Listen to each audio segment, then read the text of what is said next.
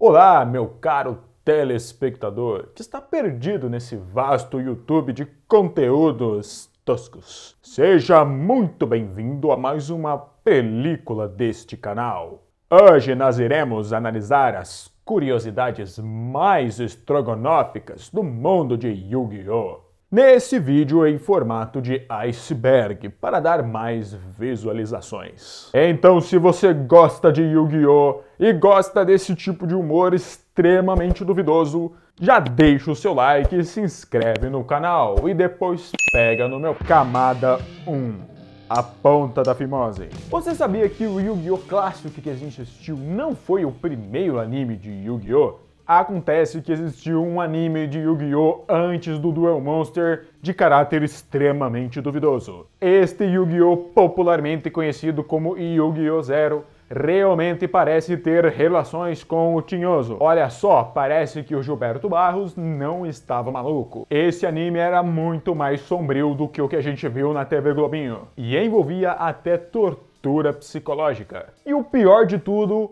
tem o Kaiba de cabelo verde. Eu vou fazer um vídeo específico para falar sobre esse anime Yu-Gi-Oh! Zero. Então, se você quer assistir quando ele sair, se inscreve no canal e ativa o sininho. O Reino dos Duelistas é o torneio da primeira temporada de Yu-Gi-Oh! Contém regras extremamente viajadas, biluteteia das ideias, não havia necessidade de tributar monstros e tinha umas jogadas muito bizarras. Como, por exemplo, quando o soldado de pedra do Yugi dá uma bilada na lua e destrói ela.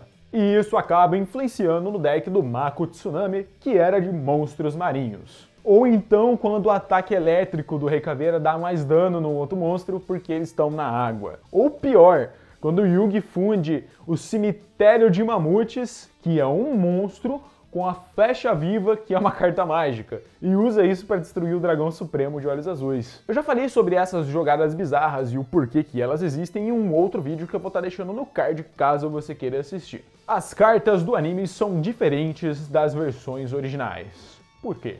Você já deve ter percebido que as cartas que aparecem no anime são diferentes das versões que a gente encontra para comprar. Por que isso acontece? Existem dois prováveis motivos pelo qual as cartas são diferentes no anime e na versão comercializada. Lembrando que no Japão, as cartas que aparecem no anime são iguais às originais, tá? Só na versão americana, na versão brasileira e alguns países aqui da América do Sul que ela tem esse layout diferente. O primeiro provável motivo seria a preguiça da 4Kids de traduzir as cartas para os idiomas dos respectivos países. Preguiça. A 4Kids, para quem não sabe, é responsável por distribuir o anime na América do Norte, nos Estados Unidos. E aqui no Brasil só pegaram a versão dos Estados Unidos e dublaram por cima. Então por isso que o anime exibido para nós aqui do Brasil tem o mesmo layout da versão feita pela 4Kids. Então a primeira explicação seria essa, preguiça da 4Kids. E a segunda explicação seria que existe uma lei nos Estados Unidos que impede, que não permite que produtos sejam comercializados em desenhos para criança. E Yu-Gi-Oh! Se enquadra em desenhos para criança, por mais que você ache que não. E basicamente a 4Kids teria adaptado o layout das cartas para uma versão que fosse diferente da comercializada, fazendo com que a exibição do anime nos Estados Unidos fosse aprovada. Não existe nenhuma explicação oficial do porquê o layout das cartas foi adaptado na versão americana. Esses são os dois prováveis motivos. Mas e aí, qual você acredita mais? Foi por causa da preguiça da 4Kids de traduzir as cartas ou foi por causa da lei americana? Comenta aí embaixo. Camada 2. Abaixo da superfície. A relação do Kaiba com o Blue Eyes tem um motivo.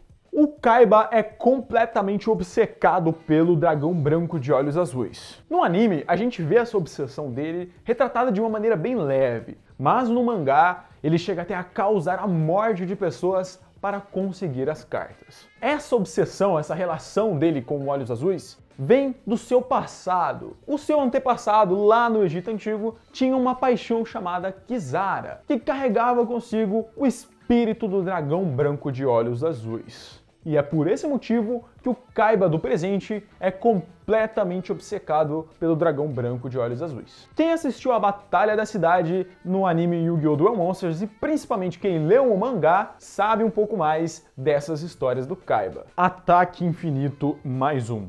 Em um certo duelo, o vilão invoca uma cobra, lá ele, que tem simplesmente ataque infinito. Aí a solução do Yugi para enfrentar essa cobra de ataque infinito é invocar um guerreiro de ataque infinito mais um. Esse duelo é puro meme. Até eu, criancinha vendo o anime, não consegui tancar esse episódio. Da onde que os caras tiraram infinito mais um, velho? Não tem condição não, mano.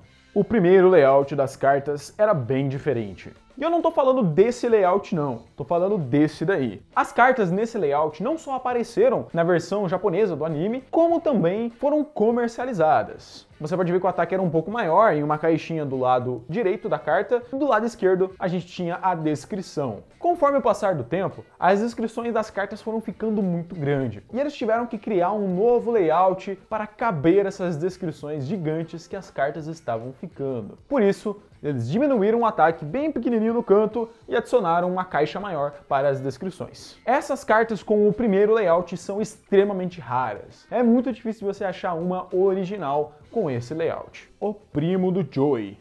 Em Yu-Gi-Oh! 5DS aparece um personagem muito parecido com o Joey, lá do Yu-Gi-Oh! Duel Monsters. E ele mesmo alega ser Jesse Wheeler, primo de Joey Wheeler. Camada 3. Pouca iluminação. Dragão de Fogo do Bastion. Na abertura de Yu-Gi-Oh! GX, o personagem Bastion sempre aparecia com um dragão de água e um dragão de fogo. No anime, ele nunca invocou o dragão de fogo, ele sempre invocava o dragão de água. Existe uma teoria de que a Konami pretendia lançar essa carta do dragão de fogo, mas acabou desistindo. E essa carta nunca existiu, nem no anime, nem no TCG. Mas no meu bairro, ela existia. Aquelas mini cards falsificadas que vendiam nas mercearias, nos mercadinhos, ela sim tinha uma versão do dragão de fogo, onde os caras simplesmente recortaram o mesmo dragão, o mesmo design que aparece na abertura e colocaram numa carta. Brasileiro é um gênio, completamente à frente até mesmo da Konami. O Slifer, na verdade, se chama Osiris. Os 3 deuses egípcios apresentados no Yu-Gi-Oh! Duel Monsters têm seus nomes inspirados em deuses da mitologia egípcia. Temos o dragão alado de Ra, inspirado no deus egípcio Ra. Temos o obelisco, que é uma alusão às estruturas de obelisco que eram construídas pelos egípcios antigos como uma representação de sua adoração ao deus Ra. E temos o Slifer, que não faz alusão a nenhum deus egípcio. O que diabos é essa carta? Acontece que na versão original, o Slifer não se chama Slifer, e sim Osiris. E Osiris é um deus na mitologia egípcia. E mais uma vez, essa diferença é responsabilidade da 4Kids. Quando ela foi traduzir o anime aqui para o ocidente, ela resolveu homenagear um de seus executivos, que se chamava Roger Slifer. Por isso, a carta Osiris aqui no ocidente é conhecida como Slifer. E aí, como você prefere chamar o Slifer? De Slifer mesmo ou de Osiris? Comenta aqui embaixo. A carta mais rara do jogo. No final de Yu-Gi-Oh! GX, quando o Jaden resolve fundir o Nels com a Yubel, usando a super polimerização, isso acaba formando o Nels Wiseman, ou Nels Wiseman, depende da pronúncia, que traduzindo de forma literal seria Homem Sábio, Nels Homem Sábio. Essa carta foi adaptada para o TCG como uma carta de tributo, ao invés de uma fusão. Isso não é nenhuma novidade no universo de Yu-Gi-Oh!, já que o mesmo acontece com a carta Orakite, que no anime é dito que ela é a fusão dos 3 deuses egípcios. Enquanto no TCG ela foi adaptada da mesma forma, como uma carta que requer o tributo dos 3 deuses egípcios. Porém, na Coreia, essa carta do Nels Wiseman foi impressa com um erro. Ela foi impressa como uma fusão.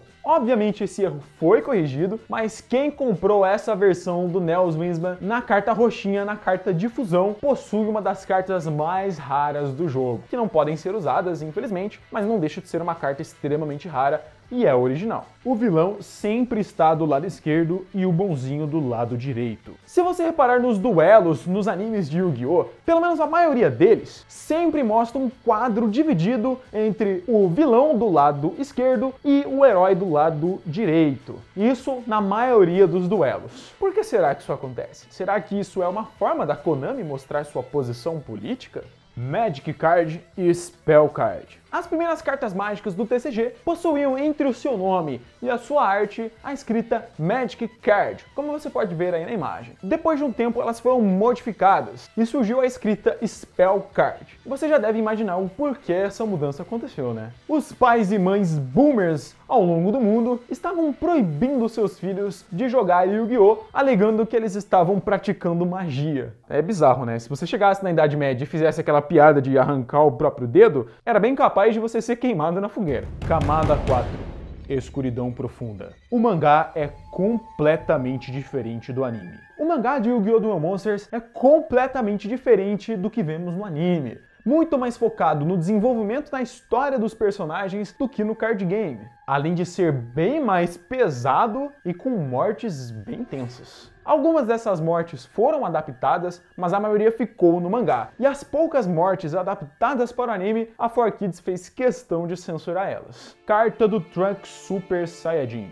Existia antigamente um concurso de desenho da Konami, e quem vencesse esse concurso teria o seu desenho ilustrado em uma carta. Um garotinho chamado Tyler estava muito doente, e ele participou desse concurso. A Konami, como uma forma de homenageá-lo, resolveu fazer a carta do seu desenho. Tyler era muito fã de Yu-Gi-Oh!, mas também era muito fã de Dragon Ball. E a união dos seus dois animes preferidos acabou resultando nessa arte que virou uma carta. Como você pode ver, ela parece muito Trunks Super Saiyajin. E a Konami deu o nome da carta de Tyler, em homenagem ao garoto. E sim, o Tyler sobreviveu à doença, podem ficar tranquilos. Camada 5. O Zane possui depressão. Em Yu-Gi-Oh! GX somos apresentados ao Zane, o prodígio da escola de duelistas. Quando ele vai para o torneio mundial, ele acaba levando um pau e entra em depressão. Todos na escola sempre falavam que ele seria um duelista incrível. E de fato, para o nível de enfrentamento que ele tinha na escola, ele era um gênio. Mas comparado aos pica mesmo de verdade, ele não era lá essas coisas. E perder logo no seu primeiro duelo fez ele entrar em depressão.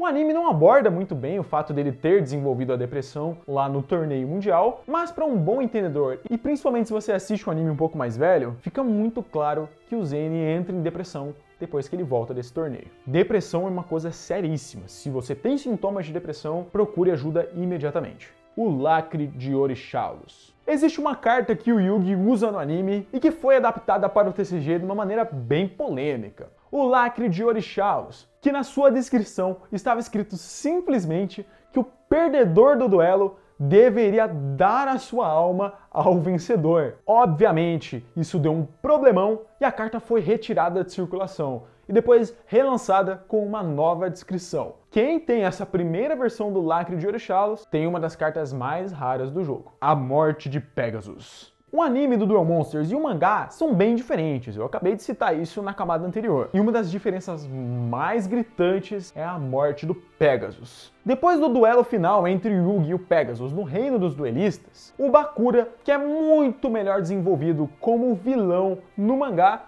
aparece e enfrenta o Pegasus. E após vencer ele arranca o olho do milênio do Pegasus, causando a sua morte. Quem assistiu o anime vai lembrar que o Bakura tinha essa obsessão em conseguir todas as relíquias do milênio, mas no mangá, tanto o personagem quanto essa obsessão dele é muito melhor desenvolvida. Yu-Gi-Oh! É um anime cheio de curiosidades, e um vídeo só de Iceberg não seria o suficiente para colocar tudo aqui. Então se você quer mais vídeos de Iceberg de Yu-Gi-Oh!, comenta aqui embaixo, que se tiver bastante comentário pedindo um novo, eu posso trazer mais um. E se você é novo no canal, não esquece de se inscrever e ativar o sininho, para não perder nenhum conteúdo que eu posto aqui. Tô sempre postando 2 vídeos e de vez em quando sai um terceiro. Eu espero que você tenha gostado desse vídeo, um abraço e até mais.